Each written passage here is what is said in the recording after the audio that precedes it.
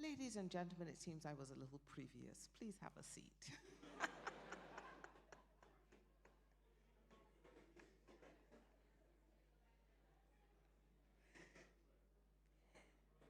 This gives you the opportunity for the people who didn't turn off their cell phone to put it on silent.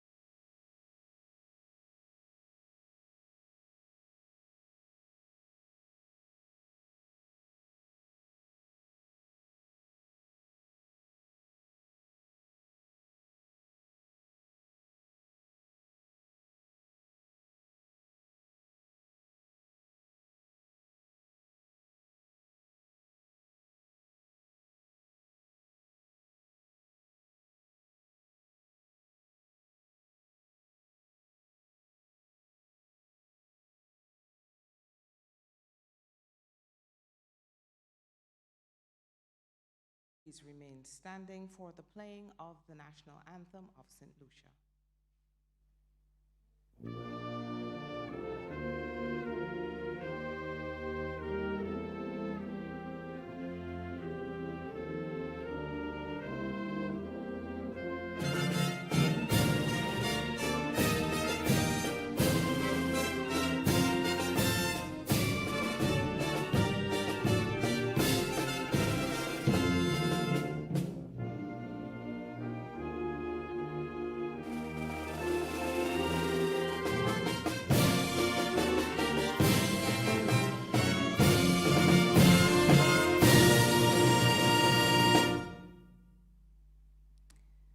Please be seated.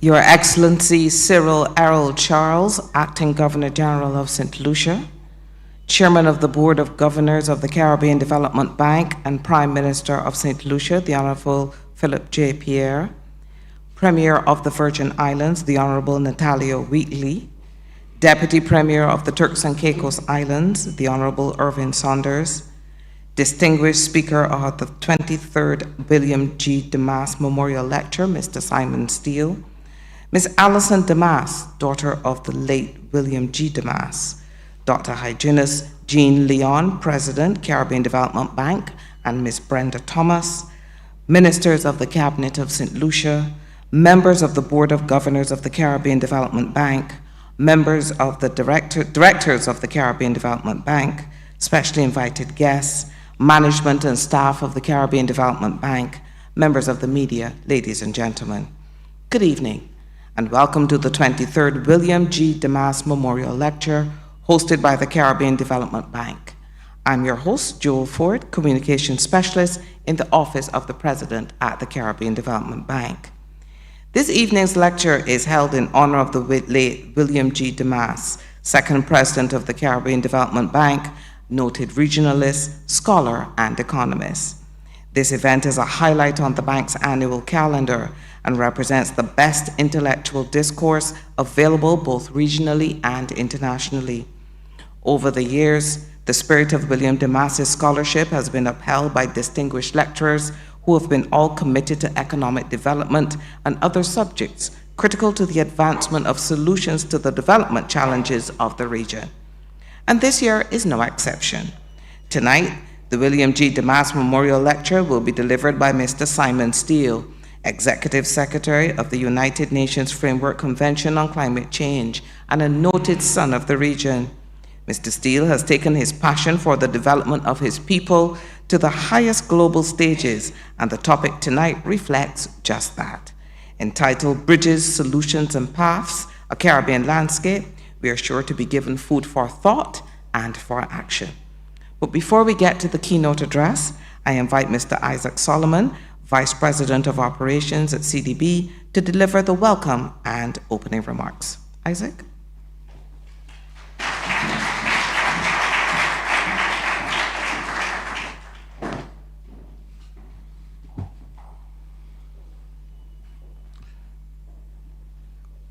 Your Excellency Cyril Errol Charles, Acting Governor General of St. Lucia, Chairman, Governors, Directors, and specially invited guests. It is my absolute pleasure to welcome you to the Caribbean Development Bank's 23rd William G. Demas Memorial Lecture. I extend a special welcome to our guest speaker this evening, Mr. Simon Stiell, Executive Secretary of the United Nations Framework Convention on Climate Change, UNFCCC. Being a son of Grenadian soil, I am sure you will not mind me declaring you also a son of our Caribbean soil. In our view, your recent appointment to the post of Executive Secretary of the UNFCCC is not just a small step forward for Grenada, Carriacou, and Petit Martinique, but a giant step forward for all small island developing states who are on the front line of the climate crisis, a crisis not of their own making. The name William Demas is synonymous with Caribbean development and regionalism, a fact well illustrated by his indefatigable service to the Caribbean community.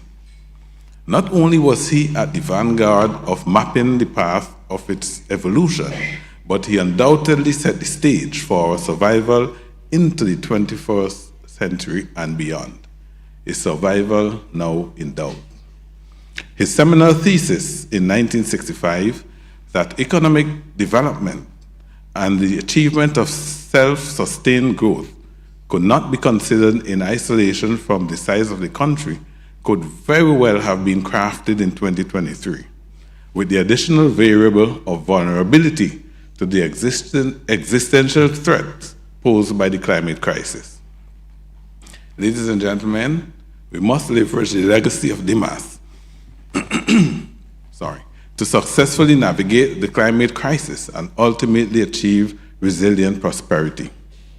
This navigation requires access to adequate and affordable financing for mitigation and adaptation, and importantly, requires us in this region to act collectively. As an instrument of the so-called regional experiment, CDB is well aware of the pivotal role it plays in global advocacy, mobilizing finance, and developing partnerships to ensure that our citizens can thrive. As we look forward to Mr. Stiell's address entitled Bridges, Solutions, and Paths, a Caribbean Landscape, I implore us to recommit to working together and speaking with one voice for the preservation of our way of life. I thank you.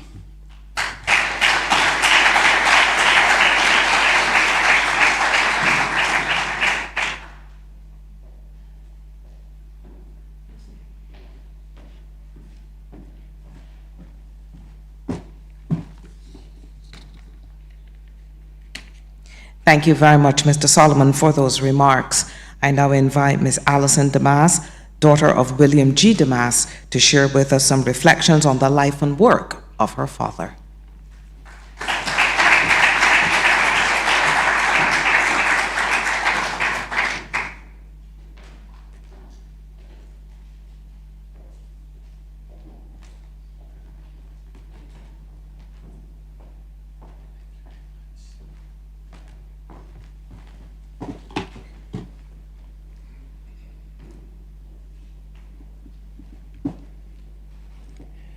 Acting Governor General of St. Lucia, His Excellency Cyril Errol Charles, Chairman of the Board of Governors of the Caribbean Development Bank, and Prime Minister of St. Lucia, the Honorable Philip J. Pear, members of the Cabinet of St. Lucia, members of the Board of Governors of the Caribbean Development Bank, members of the Board of Directors of the Caribbean Development Bank, Dr. Hyginus Jean Leon, President of the Caribbean Development Bank, and Ms. Brenda Thomas, specially invited guests, members of the media, distinguished ladies and gentlemen.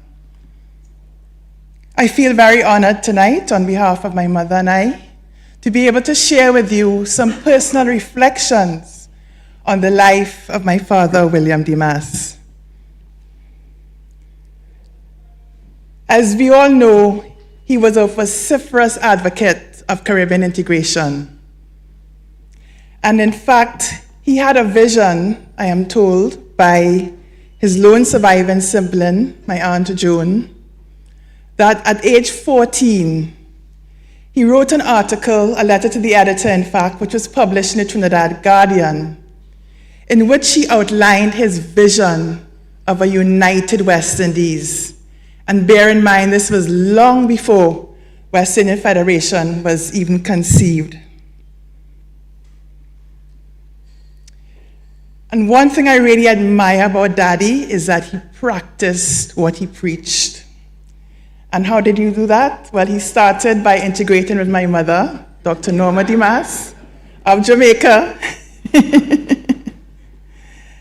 And he was described by my husband's uncle, Selby Wilson, who was once Minister of Finance of Trinidad and Tobago, as the only Caribbean politician who never entered politics. Indeed, he did not care what side of the political aisle you were on. So whether you were Hugh Shearer or Michael Manley of Jamaica, George Charles, or John Compton of St. Lucia, Dr. Cheddy Jagan, or Forbes Burnham of Guyana. For him, it was important that he was able to convince them and persuade them of his cause.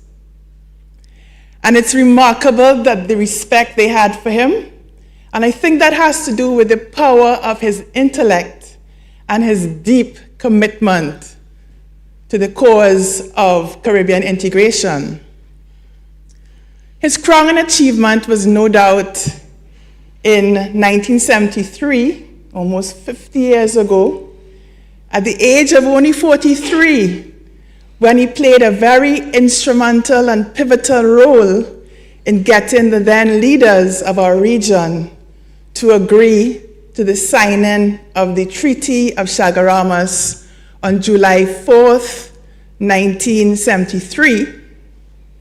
And in his lobbying, he was successfully able to get them to agree to the establishment of CARICOM and that the Secretariat be headquartered in Georgetown, Guyana.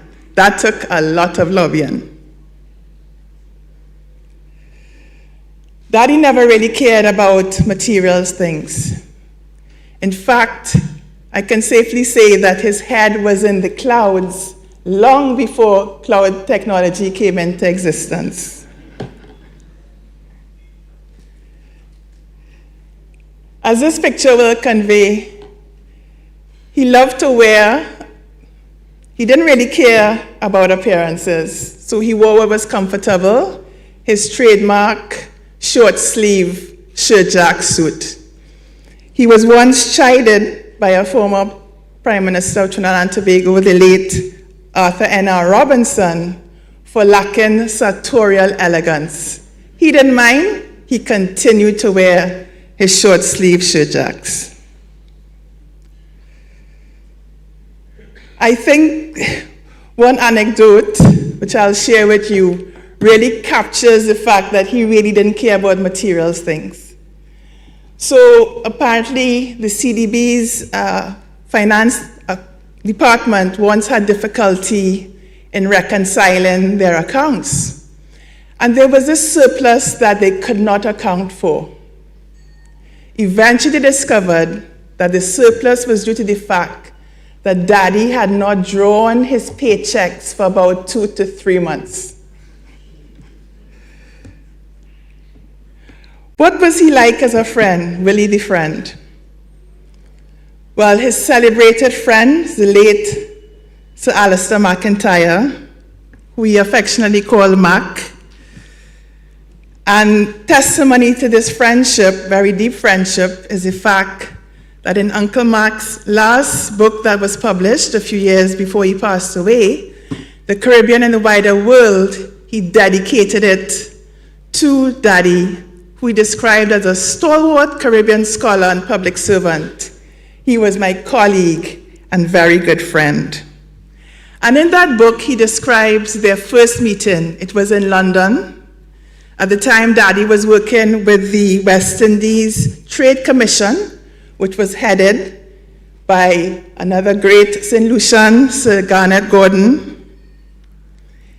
And when they met at the Trade Commissioner's office, and I quote, "We started chatting and had a marathon session that lasted over 6 hours.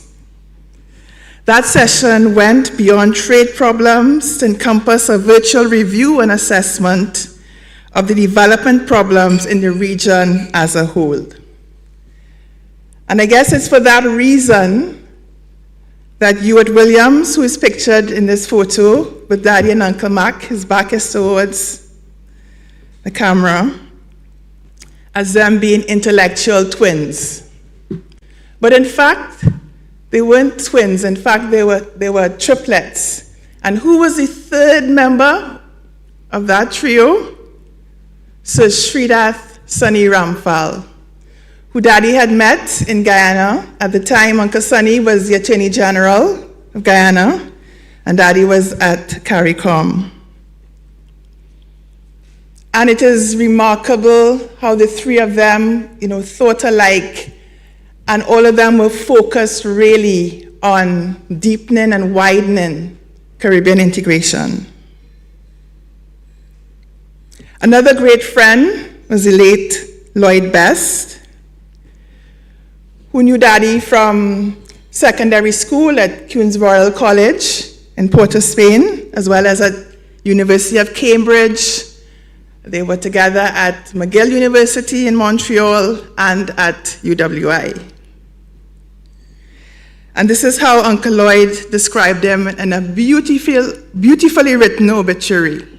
Quote, "He was a wonderful person to know, a raconteur, a wit, an encyclopedia when it came to the Zeppo, as well as the facts, current or ancient." What was he like as a husband? I asked my mom, what was the attraction to Daddy? Because they are polar opposites. And she said it was his mind, that intriguing and deep intellect that she found so stimulating and refreshing. And perhaps I think their marriage gives credence to the notion that opposites do attract. Daddy was notoriously unpunctual, Mommy is always on time. For Daddy, Monday could fall on a Friday. For Mommy, everything had to be well planned and organized. Daddy's appearance was often quite disheveled. Mommy, as we say in Trinidad, was always, quote unquote, well put together. And of course, as we see in this wedding photo, 1958, there is the 9-inch difference in height. But she is in fact the wing that was beneath his wings. She sacrificed what could have been a lucrative medical career to follow him all over, from McGill in Montreal, back to Trinidad, to Guyana, to Barbados, back to Trinidad, to Jamaica, and back to his final resting place in Jamaica. That indeed is what you call love. Finally, lots of people ask me, what was it like having such a father? So Daddy was not the type of person to display affection. And in fact, certainly, as a young child, I often missed his presence at school plays, piano recitals, swim meets. But later on, I began to realize that his love was indeed deep and strong. And most importantly, he instilled in me my strong sense of Caribbean identity. He inculcated the values of hard work and integrity, and the importance of having purpose and focus in your life. He also educated me, and I don't mean, paying for my primary and tertiary education, but he educated me every single day. One of my favorite memories, I was about 5 or 6, with my childhood best friend, and we were jumping on his king-size bed while he quizzed us on the capital cities of the Caribbean. And the more answers we got correct, the faster he encouraged us to jump on his bed, until Mommy came in and said, "William, what are you doing? The children are going to break the bed." He also loved to dramatize history lessons, whether telling me about Sir Winston Churchill, Che Guevara, and the Cuban Revolution, just wide-ranging topics. He spoke fluently in Spanish and French, even though as a young child I really didn't understand those languages. And he loved music. Many a Sunday morning I would wake up to Handel's Messiah, and he also loved calypso. Mighty Sparrow was definitely his favorite, and I have fond memories of listening with him to Obia Wedding. Unfortunately, Daddy our daughter Aisha was only 8 months old when Daddy passed away. So in her eyes, Grandpa Willie is a legend, this tall, imposing figure who she describes as a genius. And she says that she's convinced that she hears Grandpa's Willie's voice, guiding her, advising and counseling her, and also protecting her. And I do believe that Aisha is correct. Ladies and gentlemen, I thank you.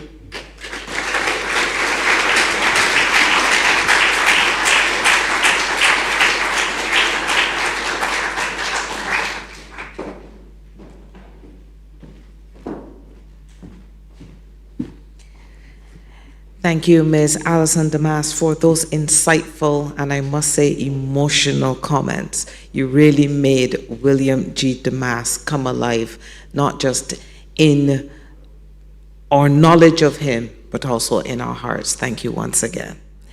Ms. Anne-Marie Warner is the Deputy Director of Corporate Strategy at the bank, and she will now introduce our guest speaker, Mr. Simon Stiell. Anne-Marie?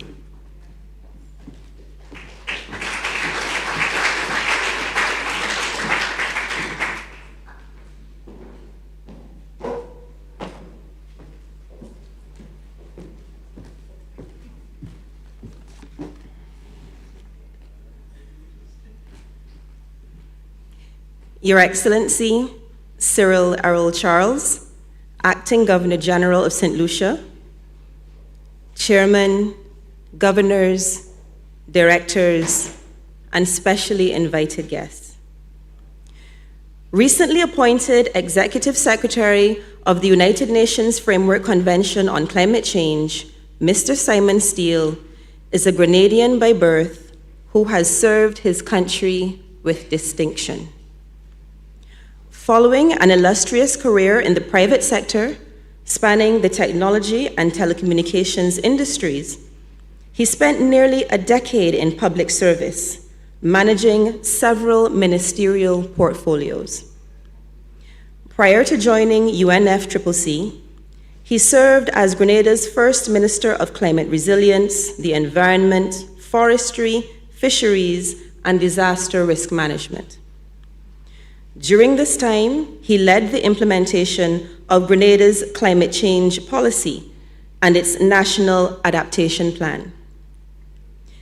Deeply concerned about the deleterious effects of climate change on his home country and the rest of the Caribbean, Mr. Stiell campaigned feverishly ahead of COP26, identifying it as a make or break moment for small island developing states, and imploring the international community to act.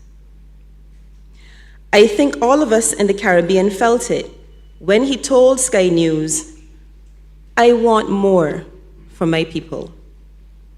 I want more for myself than just to survive. We need to be able to thrive." Undoubtedly, this is a conviction and energy that he has taken into the critical role he has now assumed. Mr. Stiell is a trained engineer and holds a Master of Business Administration from the University of Westminster in the United Kingdom. Ladies and gentlemen, I have the distinct honor of welcoming Mr. Simon Stiell to the stage to deliver the 23rd William G. Demas Lecture.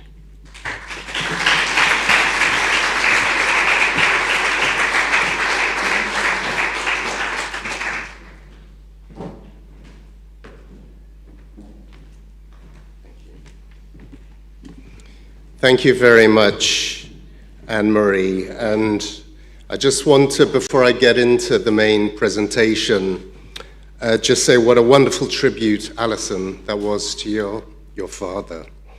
A great Caribbean man, a legend, as you said, a thought leader, a father, husband, and clearly he still lives on all around us. And in making my address, I wish I could follow in Jean's footsteps in his opening this morning, where he delivered those opening remarks in patois. I would have liked to have been able to do that. The only patois I know would not even be suitable to be spoken in a fish market, so I will not embarrass myself there.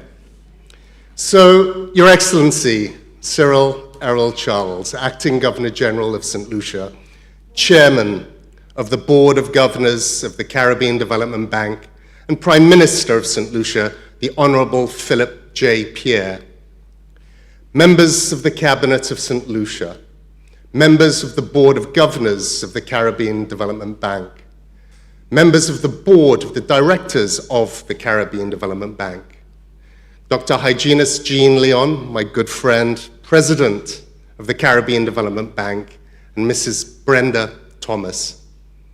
Special invited guests, members of the media, distinguished ladies and gentlemen, a very warm good evening. It is truly an honor for me to be here today, and it's a great pleasure to be back in our Caribbean neighborhood. And this meeting comes at an opportune moment from the perspective of the climate calendar, sandwiched between June's intersessional negotiations and the Paris Summit on Finance. Just a few days ago, we concluded negotiations in the intersessional, where there was fraught discussion, fraught negotiations, tensions, that with the adequate financing that will be discussed in Paris in a few days' time, the Paris Summit, with adequate means of implementation, many of those tensions would disappear. So today, I hope to fill the shoes of others that have gone before me by marrying my understanding of our Caribbean neighborhood with the perspective that I am afforded from my current position in UN climate change. As I was preparing my remarks for this memorial lecture, I imagined asking Mr. Demas for his advice. What would he be thinking about the challenges of the day? I can promise you his thoughts would be vastly wiser than mine. But today, I want to share with you a vision of our region and its impact on the world's drive to tackle the climate crisis, the forefront of the how. Our Caribbean region is perfectly placed to provide a bridge between divided international communities, incubate solutions, and chart a path forward which others could crowd in behind. As you all know, Mr. Demas was renowned for being a strong and passionate advocate for the Caribbean integration movement. He saw that as a region, when the Caribbean united, it was stronger.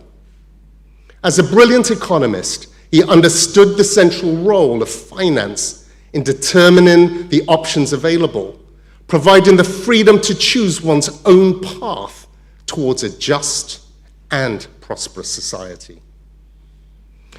As I imagined him sharing his advice, I realized that his work is now more important than ever, and the themes he cultivated are as relevant for our time of post-pandemic climate change and geopolitical turbulence as they were when he guided the Caribbean 50 years ago.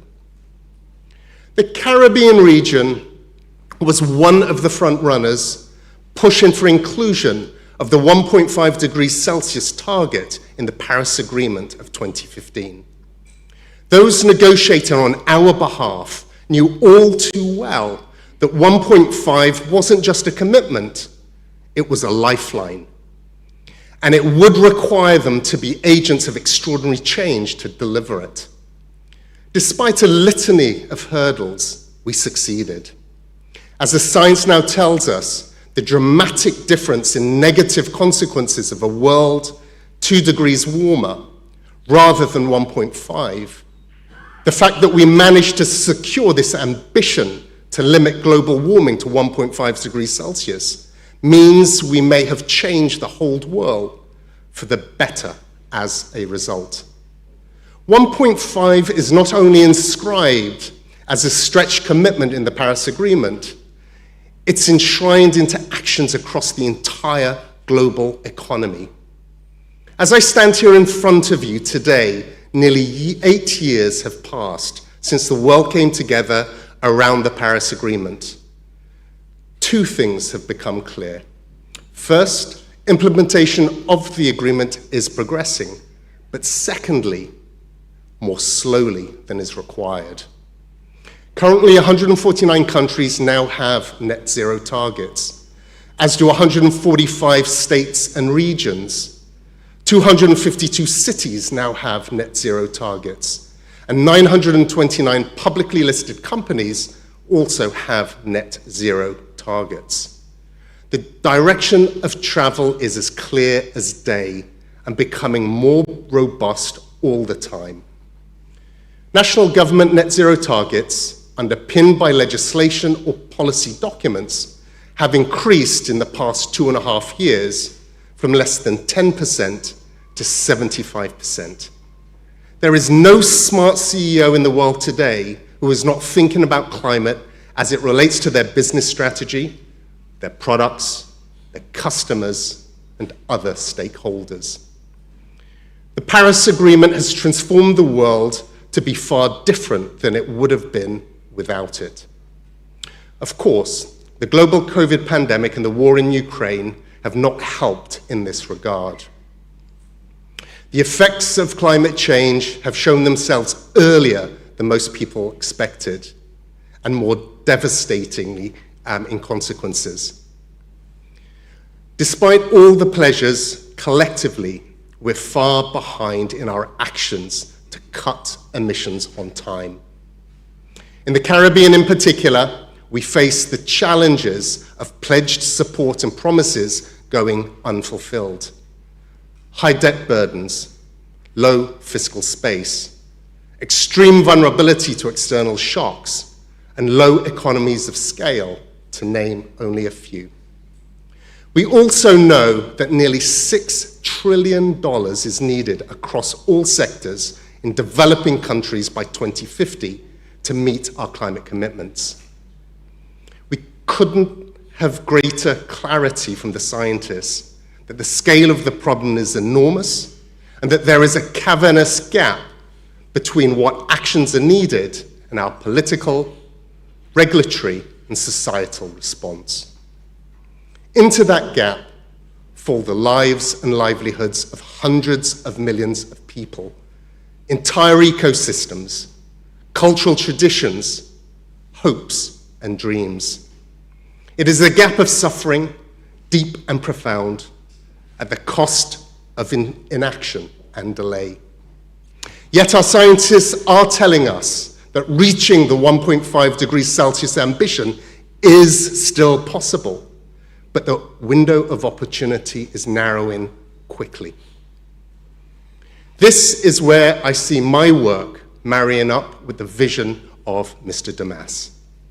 The climate and development agendas have gone hand in this region for decades, perhaps by other titles, but the understanding here is ingrained.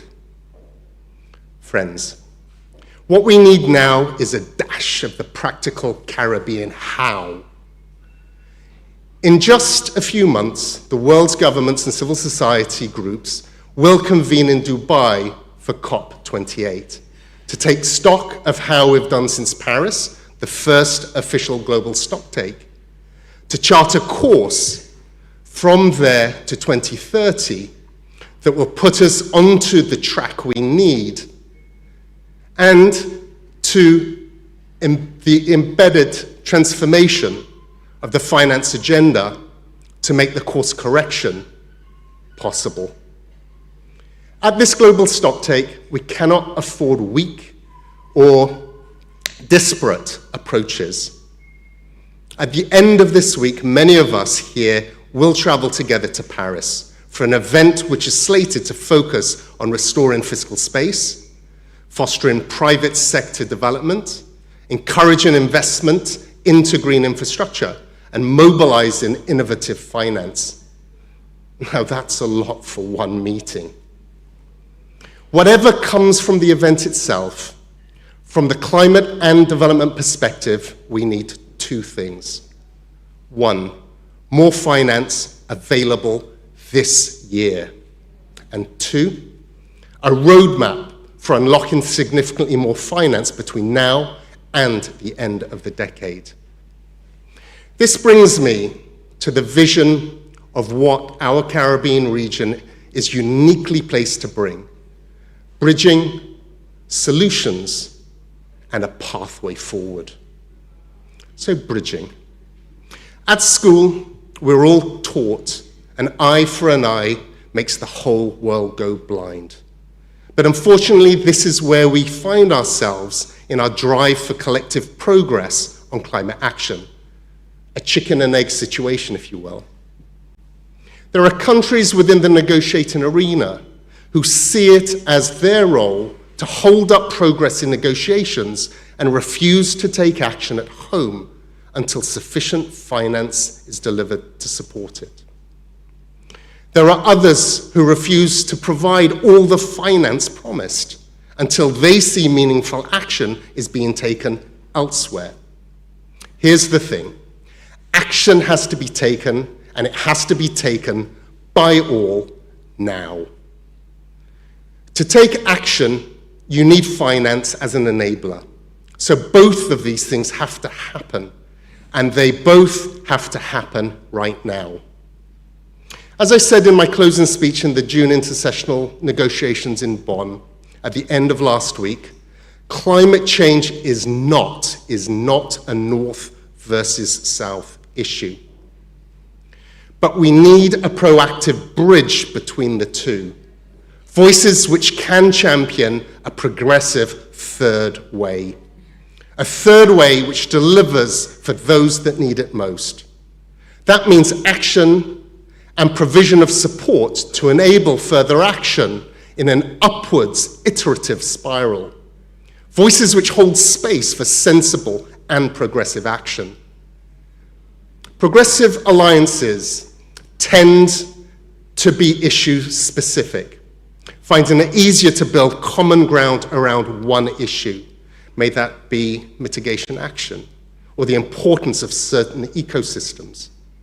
We need to build common ground across issues, a package of action which will ultimately deliver for all of us. In the Caribbean, we're uniquely placed to understand what this needs to look like, having experienced climate impacts for generations, consistently responding to change by building our communities around principles of growth, global integration and sustainability, with one eye constantly on self-sufficiency. With our limited resources, we know the struggle of what it takes to keep the lights on, our cupboards filled, our children educated, and opportunities for resilience building taken. We are practical people. We can provide the bridges between approaches which provides the space for more ambition on all issues globally. Speaking of which, it was small island developing states under the leadership of Antigua and Barbuda as AOSIS chair, which helped land the definitive outcome of a fund and funding arrangements for loss and damage, a disagreement which had plagued the negotiations for years. We'll continue to need our region's leadership to bridge between factions and deliver that fund this year, with the support of the Transitional Committee, building the necessary political will for success.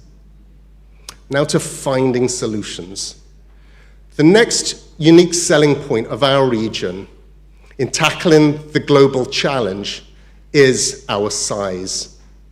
Where creating economies of scale may have been on Mr. Demas's mind when he proposed deeper integration and regionalism, a relatively small size is possibly an opportunity in the climate context. It can be positively exploited to enable an accelerated transition, to be fleet of foot, to be a first mover. As a region, we punch above our weight when it comes to world-changing ideas. Just take Prime Minister Motley's recent drive to make the regional financial architecture fit for purpose. The Bridgetown Initiative is attempting nothing less than finding a way to provide emergency liquidity, expand multilateral lending to governments by $1 trillion, and activating private sector savings for climate mitigation and fund reconstruction after a climate disaster through new multilateral mechanisms. That's all a tall order, but delivery starts with putting one foot in front of the other, biting off sections a mouthful at a time. The Caribbean is, to a large extent, still dependent on fossil fuels for its energy supply. But no one wants to be beholden to the international price of oil and gas. Solar and wind are cheaper than ever before. They make more money and pay back far faster than fossil fuels.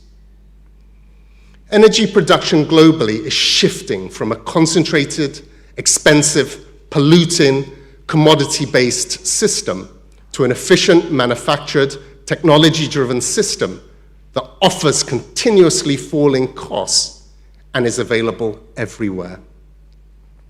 The world will add a record 440 gigawatts of new renewable capacity this year, double what the International Energy Agency predicted in 2020. For the first time this year, renewables are eating into the energy market share. Solar is attracting more capital than oil. We cannot end fossil fuel use overnight, but we need to put a plan in place for its accelerated replacement by renewables. Globally, a rapid but phased and responsible transition away from fossil fuels will bring a raft of benefits to populations and societies.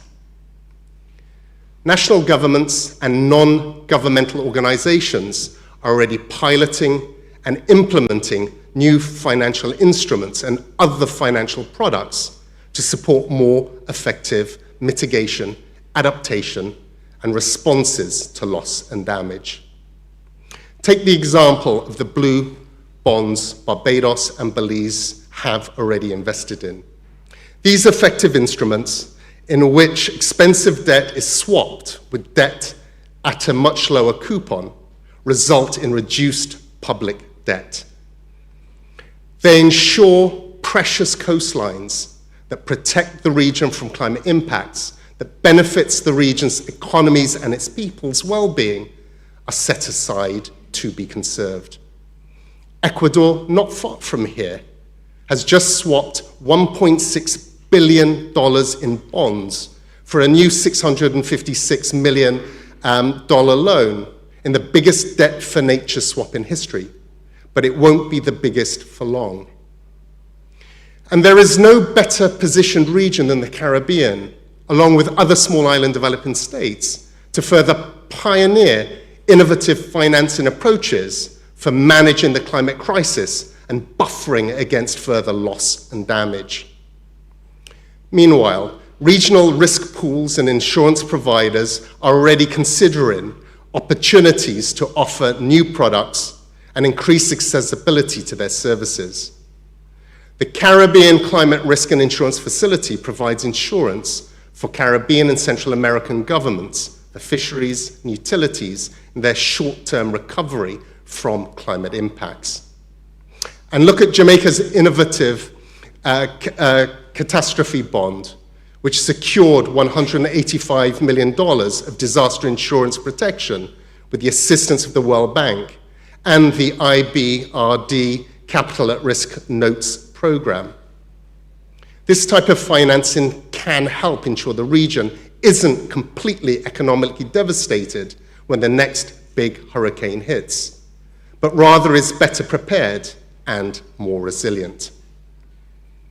We are providing the test cases for other small island developing states and regions to build from.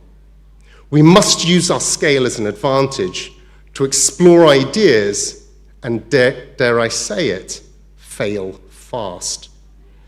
We will not meet the scale of the challenge we currently face without testing options and testing them at pace. Now, I am aware that this is not the normal message to give to a room of prudent bankers, but I'm not here to provide reassurance. I'm here to provide the warning of what will happen if we do not lean in.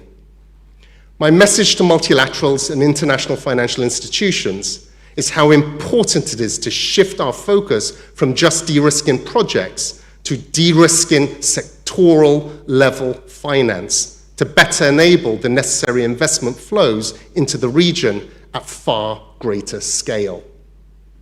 We know better than most the inherent bias that can exist in international systems. Those systems that don't understand investing in developing countries. Those that consider it to be more difficult than it really is. Bias doesn't just change through education alone. It also changes through demonstration. This is my plea to you to document and share what you're doing. Don't be quiet about either your successes or your failures. This requires a new approach by the international financial community, the difference between the real and perceived risk costs, with a competitive cost of capital that enables the levels of investment flows required to support the region's transition and development. We simply don't have time not to. So now to chart in a path. You only need to listen into conversations between our youth on the block or those who frequent our rum shops here in the Caribbean to quickly realize how we can cut through the noise and get straight to the point. The international multilateral system needs clear voices which can unravel confusion and chart a way forward. I want to give you a very simple but powerful example of this. There is a person in this room who attended the climate negotiations in Glasgow, COP26. Through their engagement in those meetings, relationships they developed with the presidency, working in cooperation with others in the region and other SIDS, they made the difference on whether the call for special drawing rights was included in the COP decision, further tipping the international community into action. That person is your very own bank president, Jean.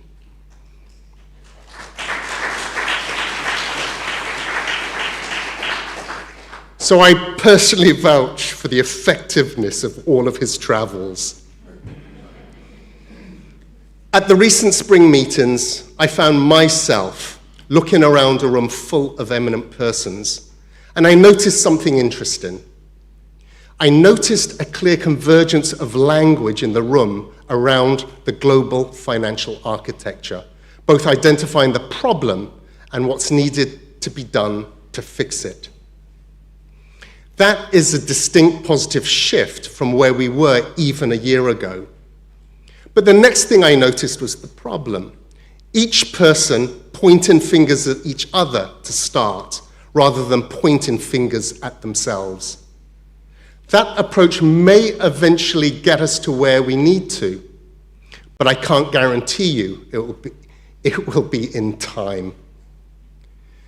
More than grand statements, we need people to roll up their sleeves. We need people willing to sit together in a room for as long as it takes to figure out the how we're going to get from point A to point B. This is my call to you, to give a particular focus to your work with shareholders, to support their engagement and active delivery in this space. Globalization has brought many positives, but we should not accept a total homogenization of ideas or approaches. Our culture in the Caribbean has always been seen value in more than money. And today we have the opportunity to lean into that, further developing our thoughts, feelings, and perspectives on what makes or gives something value. Where we value our security and resilience, vulnerability can be assessed in a number of ways. Building a collective vision of accepted ways to judge value gives us the opportunity to better measure progress from each of our context-specific baselines. The region can chart a path by testing and incorporating these approaches without having to wait on others who might be wedded to the more traditional methods.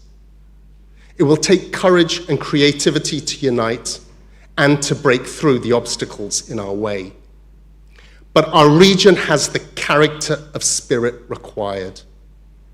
With the beauty of nature ever present on our islands, with the joy and resilience of humanity so self-evident in its people. The Caribbean is the region that can make the difference now in this moment of consequence. It's done it before, and it can do it again. Today, you are the ones at the heart of that story. The way forward is yours to design. So build bridges, find solutions, and chart the path forward. I thank you.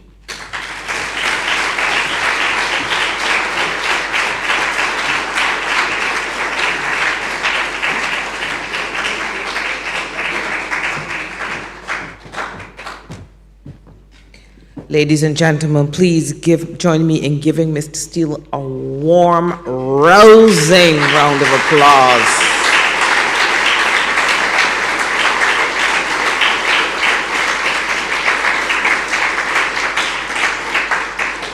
The thing I loved about his lecture that was he put it in words that all of us could understand, and that we could all understand the urgency of this cause if we want to preserve this Caribbean land that we all love so much. Mr. Stiell, once again, thank you.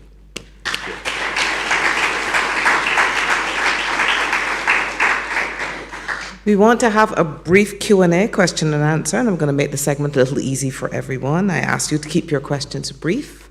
I'm going to ask the production team to please place 2 microphone stands, one on this side and one on this side. I see them at the back there. And I'm going to ask you to go to the microphone. Don't start to speak until you get there. Ask your question. We're live streaming the event, so we want our online audience to hear the question in its entirety. I ask that you state your question first and then give 1 or 2 sentences to help us understand the context. Once again, please keep it brief. So, I expected that there would be people rushing to the microphones. What is this? Don't make me ask the first question. It's all so easy and so clear. I know, right? You've left them nothing to ask.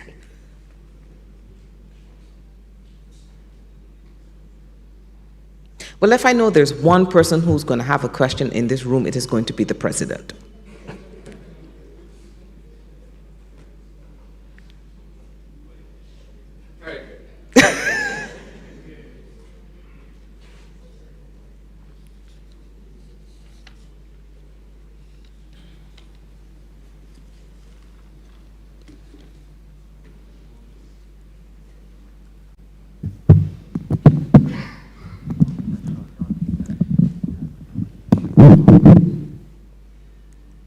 So I'm going to ask a political question. You're going to get me into trouble. I think we've all agreed 1.5 to stay alive is the minimum that we have to do. I think we've all agreed at 1.1, 1.2, we are already living what 1.5 is likely to look like. And we all agreed that in spite of the fact that we all say how urgent it is and why we need to advance the cause, there are many among us that still believe that is going to come from outside. And so my question for you is, how do we get the region to start on their own, do what they can, and seek for assistance in what they cannot do? How do we approach that? Okay, thank you, Gene. Well, the first thing is the science is very clear in terms of where 1.5 sits and the need for that global effort to ensure that temperature rise stays within that. In terms of what the region can do, the global emissions from small island developing states is a fraction of a percentage point. So our contribution is low, but the impacts that we feel, and there is something barreling this way across the Atlantic as I speak,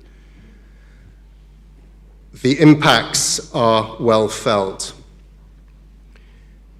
As I outlined in my presentation, I think the opportunity for the Caribbean to be an exemplar as to what can be done exists. We certainly have the moral imperative, and that moral imperative is at least heard on the international stage. The piece that is missing are the resources and the assistance that is required to enable us to do the things that we need to do to mitigate, but as I said, the contribution there is limited in terms of global emissions. But in terms of being an exemplar, in terms of how we can adapt to changing climatic conditions, how we can build resilience. And again, as I outlined, in terms of achieving economies of scale, combining our voices, combining our efforts, combining our intellect, our creativity, our resourcefulness, in terms of putting those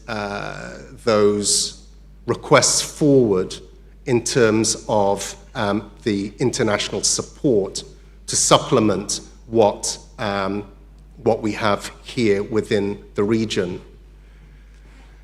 Finance, we know, is the biggest single challenge. Technology is there, know-how is there, the solutions are there.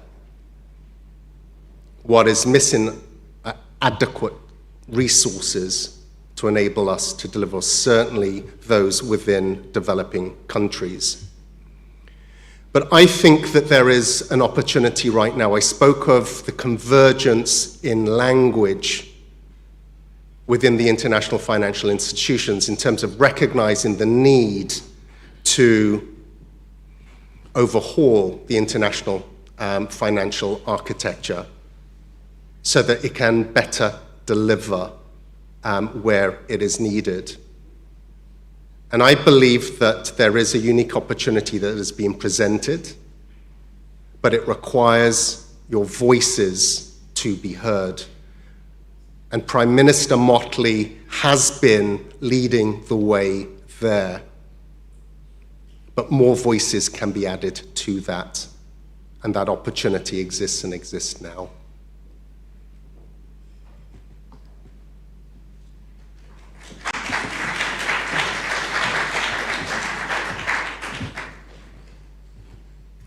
Thank you very much, Mr. Stiell. Any more brave souls gonna come to the mic? Aha, see, it just takes one. Yes, please. Behind you? There you go.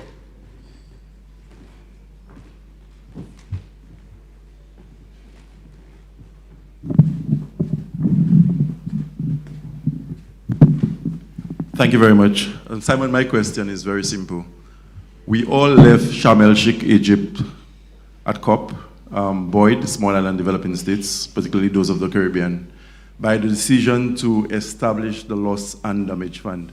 And I remember we had a meeting with you on the margins of COP, and we implored you to do whatever is necessary within your powers to ensure that the Loss and Damage Fund does not become another GCF, where it is extremely bureaucratic and difficult to access monies for adaptation and mitigation. What can you tell us as Caribbean tonight that is happening on the eve of COP Dubai to allay the fears of those of us in the Caribbean who work in the climate change sector as it relates to the Loss and Damage Fund? Oh, well, thank you.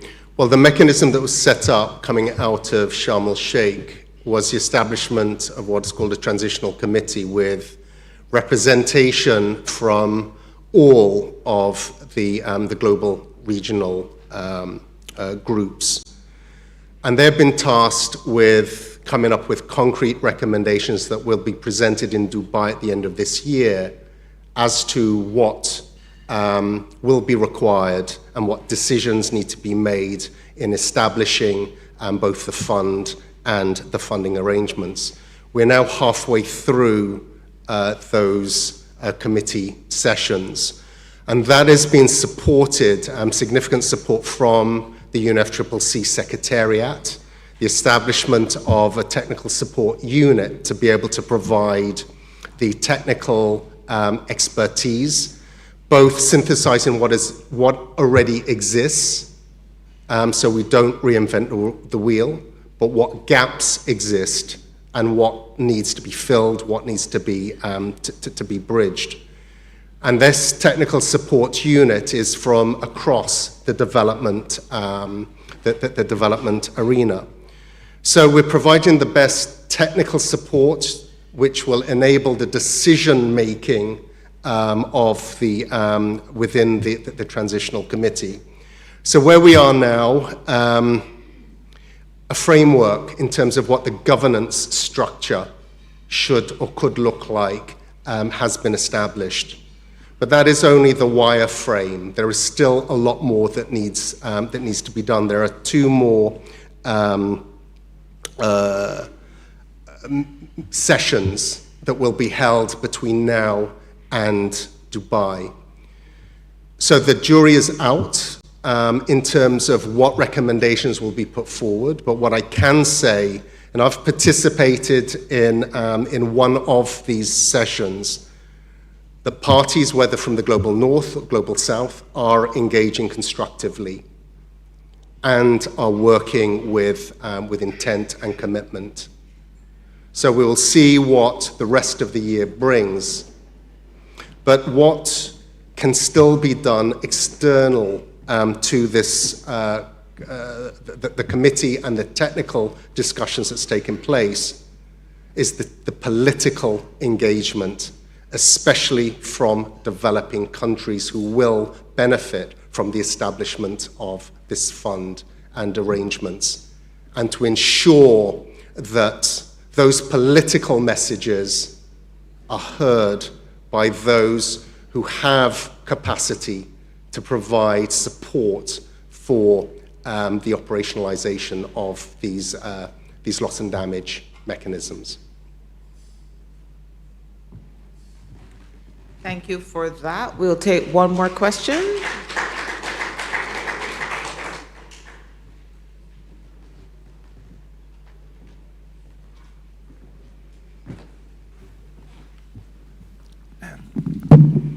And just want to ask, today the President, Dr. Jean Leon, mentioned the important, the crucial role of private sector in development. I would like to ask you how to attract private sector for the cause of the reduction 1.5 and in general for the climate change objective. Thank you. Okay, well, there are a couple of things that immediately spring to mind. It is understood that in terms of public finance resources to achieve, the $6 trillion of investment that's required between now and 2050 in the developing world, that public funds alone will not be enough. So there's been a lot of discussion about how public funds, the limited public funds, can leverage and attract private capital that is needed. So the most obvious area, and there are areas such as the energy transition where there are very clear business cases. There are revenue generating opportunities. The ability to build business cases that are able to attract private sector capital is there. But every country, every region isn't at the same starting point. And I spoke about the cost of capital. And where you have the cost of capital for developing countries many, many times, 6 to 15 times more expensive than in developed countries, there's clearly work that needs to be done there in terms of reassessing, what is perceived risk and what is real risk, and how to address that. And then the second thing, and it speaks to, again, the de-risking, is what the multilaterals can do, what public funds can, how they can be used in order, so whether it's first loss, but to de-risk projects and programs that can make it more attractive for private investment to come in. And then there is the whole suite of blended finance. So mixing, whether it's grant, concessional funding, with that of private funding for projects. The greatest issue on the mitigation side, as I said, there are established business models that make it more attractive and easier for investment. It's adaptation, where the challenge is in terms of identifying bankable projects, and much work is still needed there. Within the UNFCCC process, one of the work programs is the global goal on adaptation, which is developing a framework the same way there are clear metrics which lend themselves to quantifying investment flows on the mitigation side in terms of quantifiable targets. The global goal on adaptation is to use the same thinking but applying it in the adaptation space, which again should facilitate greater investment visibility, and in terms of attracting the investment that is required there, both public and private.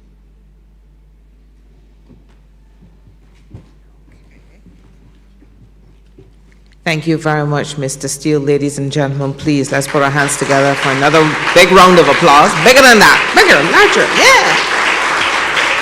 For our keynote speaker, Mr. Simon Stiell, the Executive Secretary of the United Nations Framework Convention on Climate Change. Thank you so much. Thank you very much.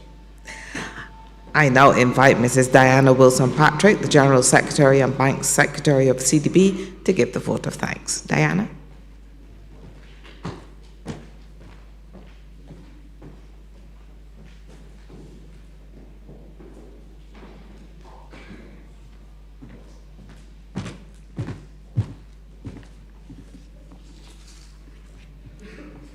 His Excellency Cyril Elrell Charles, Acting Governor General, St. Lucia, Chairman, Governors, Directors, and specially invited guests. My task tonight is a simple but very important one, and that is to express our gratitude to those who have made this event a success.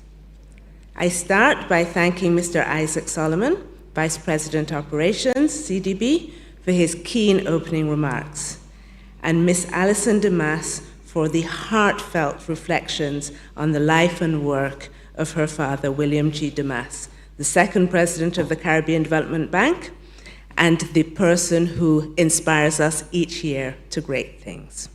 I also extend thanks to Miss Anne-Marie Warner, Deputy Director of Corporate Strategy at the bank, for introducing our guest speaker. And so to our main event, a special, very special thank you to Mr. Simon Stiell, Executive Secretary of the United Nations Framework Convention on Climate Change, for delivering the 23rd William G. Demas Memorial Lecture. The title, Bridges, Solutions and Paths, A Caribbean Landscape, was a mystery to me when I heard it, but Simon really made it come alive. The attendant subject matter was timely and intuitive, dovetailing as it does with the bank's own initiatives and the directions for development in the region, and of course, the urgent need to access affordable financing. Thank you to Sandals Grand Resort for hosting us and working with our team to make this event and other activities surrounding the bank's annual meeting a success. Thank you to the video production team for working with the bank staff to ensure that this event is live streamed to our audiences on the various platforms. This event would not have been possible without the event planning team at the bank. It's not easy pulling off a week-long series of events and dealing with the myriad of things that go wrong. We know all about that. But tonight, you've done the bank proud, and we salute you. All that is left is for me to thank you, our audience, whether here in beautiful St. Lucia or online, for your attention and presence. An event such as this cannot be successful without a curious and engaged audience. We appreciate the participation of those who were brave enough to pose questions and probe this evening's topic. and we certainly look forward to having you join us for the 24th William G. Demas Lecture in Canada in 2024. Wishing you all a very good night.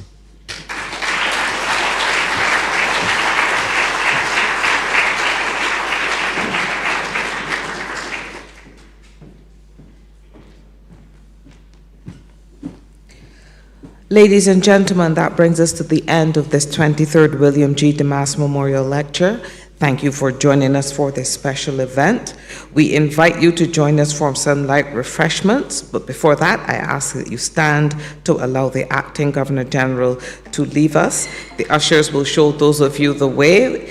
If you cannot join us for some light refreshments, please travel safely. Good night, everyone.